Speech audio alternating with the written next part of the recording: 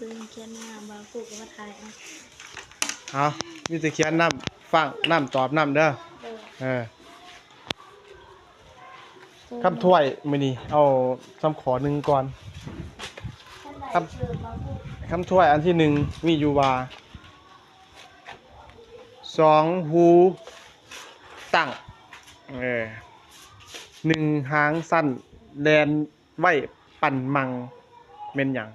กระต่ายมาปลูกฮะกระต่ายตัวมือซุ่มเสยเนี่ยเป็นคำตอบที่ถูกต้องสองหูตั้งโบราณเคยเห็นบอกกระต่ายเวลามันแลนเนาะสองหูตั้งขึ้นหางหน่อยๆสั้นๆแต่ว่าแลนไว้ปั่นมังอันนั้นแมนกระต่ายฮะเมื่อวานมันโดดมันโดดกับแดนก็อยู่น้ำกันเนาะ